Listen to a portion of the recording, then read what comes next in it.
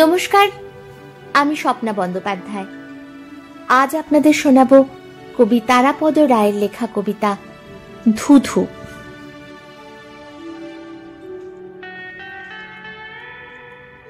কি যেন নাম ছিল তোমার অল্প বয়সে? লজ্জা পাচ্ছ কেন? আমি ছাড়া আজ আর কেউ জানে না। তুমি নিজেও কি জানো?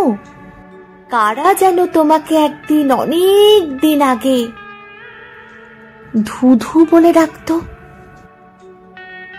ধু ধু শব্দটির এপারে ওপারে কিছু নেই, যেন আমাদের সেই শহরতলির বাসার উত্তরের জানলা।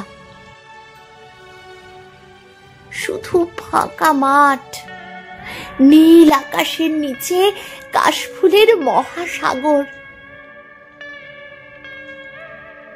তোমাকে আজকাল যেন এসব কিছুর থেকেও সুদূর ও উদাসীন মনে হয়। আবার মনে পড়ে যায় একদিন তোমাকে আমরা ধু ধু বলে ডাকতাম।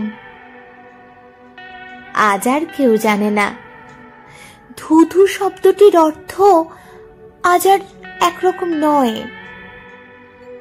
শহরতলির শেষ জানলার নিচে এক আদিগন্ত মাঠে তোমার ছোটবেলার নামের সঙ্গে সেই আশ্চর্য শব্দটিও কবে হারিয়ে গেছে।